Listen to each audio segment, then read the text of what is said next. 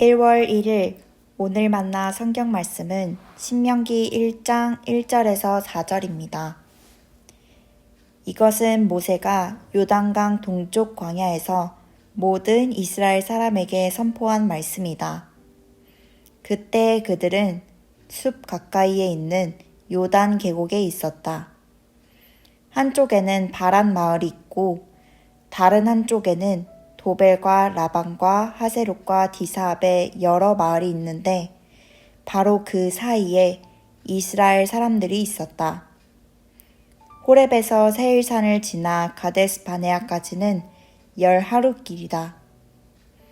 이집트에서 나온 지 40년째가 되는 해의 11째 달 초하루에 모세는 주님께서 이스라엘 자손에게 말하라고 명하신 모든 것을 그들에게 말하였다. 이때는 모세가 헤스본에 사는 아모리 왕 시혼을 치고 아스타롯과 에드레이에 사는 바산 왕 옥을 무찌른 다음이었다. 아멘. 오늘 만나주시는 하나님을 기대합니다. 2024년도 새해가 밝았습니다. 우리 주님께서 1년 내내 성도님들과 크신 은혜로 함께해 주시기를 소망합니다. 새해의 신앙 여정은 신명기 말씀과 함께 시작하게 됩니다. 신명기는 계명을 반복한다는 뜻이 있습니다. 모세는 가나안 땅 진입을 목전에 두고 있는 이스라엘에게 지난 광야 생활을 회상하면서 하나님께서 주셨던 계명들을 다시 강조하고 있습니다. 하지만 과거에 대한 단순한 회상에만 그치지 않습니다. 배열을 달리하여 새로운 강조점을 부각시키기도 합니다. 애굽을 떠나 이 모압 평지까지 오는데 무려 40년이 걸렸습니다. 옛날 호렙산에서 가데스 바네아까지는 불과 11일밖에 걸리지 않았습니다. 거기서 가나안 정탐꾼이 돌아온 뒤 하나님께서 약속해 주신 가나안 땅에 이스라엘이 곧장 진입해 들어가겠다고 했다면 결과는 전혀 달랐을 겁니다. 하지만 이스라엘은 하나님보다 가나안 부족들을 두려워한 나머지 불신앙과 불순종으로 인해 지난 광야 40년의 방랑 생활을 자초해버린 것입니다. 지난 세월 동안 여호수아와 갈렙을 제외한 출애굽 1세대들은 죽음을 면치 못하였습니다. 먼 훗날의 평가에 의하면 하나님께서 예비해 놓으신 안식에 들어가지 못한 것이었습니다. 히브리서 4장 11절. 그러므로 우리는 이 안식에 들어가기를 힘씁시다.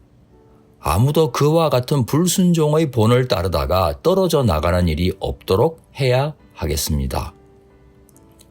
그때의 이스라엘은 약속의 땅을 차지하기에는 하나님에 대한 믿음이 너무도 부족했습니다.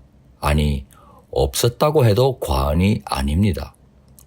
땅보다 더 중요한 것은 하나님의 언약에 대한 이스라엘의 믿음이었습니다. 하나님께서 약속의 땅에서 이루시고자 했던 것은 당신의 통치, 즉 당신의 나라입니다. 하나님의 통치는 언약 백성의 믿음에 기초한 순종 없이는 드러날 수가 없습니다. 또한 믿음도 없이 이스라엘이 차지하는 가나안 땅은 복이 아니라 도리어 재앙이 되지 않겠습니까? 모세는 이스라엘이 불신앙과 불순종의 전철을 밟지 않도록 다시 한 번 더 하나님의 말씀을 들려줍니다. 3절. 이집트에서 나온 지 40년째가 되는 해의 11째 달 초하루에 모세는 주님께서 이스라엘 자손에게 말하라고 명하신 모든 것을 그들에게 말하였다. 이스라엘도 모세가 들려주는 말씀을 멈춰서 들어야 했습니다. 앞으로 치러야 할 전쟁이나 그 무엇보다 더 중요한 것은 과연 주의 말씀을 듣는 것 아니겠습니까? 말씀은 우리에게도 자신을 비추어 볼 수 있는 거울이요, 나아갈 방향을 제시해주는 나침반이 됩니다. 과연 예수님께서 말씀하신 것처럼 말씀을 듣고 우리가 그대로 순종할 때 비로소 우리는 반석 위에 튼튼한 집을 지을 수 있습니다. 올 한 해도 우리의 신앙 여정을 위해 오늘 만나와 성경 통독을 꼭 붙들고 다 함께 손잡고 걸어가십시다. 교회를 통해 제공되는 성경 공부 시간도 빠짐없이 참여하시기를 당부드립니다. 신명기는 하나님께서 모세에게 말씀을 들려주시기 전에 이스라엘로 하여금 요단 동편의 아모리 왕과 바산 왕을 물리치고 그들의 땅을 차지하는 승리를 맛보게 해 주셨다는 사실을 짧게 덧붙여 놓았습니다. 장차 가나안 땅에서 벌어질 수차례의 전쟁에서 이스라엘이 하나님의 약속을 믿고 참전하면 반드시 승전하게 될 것이라는 예고편 같은 전조라고 할까요? 하나님께서는 말씀과 믿음으로 무장된 당신의 백성들을 얼마든지 지켜주시고 승리케 해주십니다. 사실 이스라엘이 경계해야 할 것은 말씀과 믿음 아니고서는 물리칠 수 없는 가나안 사람들의 이방 문화와 풍요와 다산의 우상신입니다. 우리도 마찬가지 아니겠습니까? 로마서 12장 2절. 여러분은 이 시대의 풍조를 본받지 말고 마음을 새롭게 함으로 변화를 받아서 하나님의 선하시고 기뻐하시고 완전하신 뜻이 무엇인지를 분별하도록 하십시오. 이 시대의 풍조 앞에서 우리는 말씀과 믿음으로 무장해야 하겠습니다. 그리하여 하나님의 뜻을 분별하여 그 뜻에 순종해 가야 하겠습니다.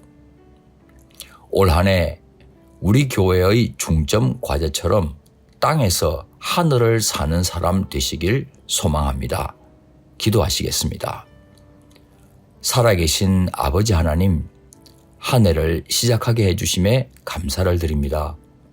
가나안 이방 문화와 같은 이 시대의 풍조가 우리의 영혼 속으로 스며들어오지 않도록 깨어 있겠습니다. 주님의 말씀에 믿음으로 순종하는 높은 뜻 사람이 되도록 도와주옵소서. 예수님 귀하신 이름으로 기도합니다. 아멘. 이제 두 가지 제목으로 함께 기도하겠습니다.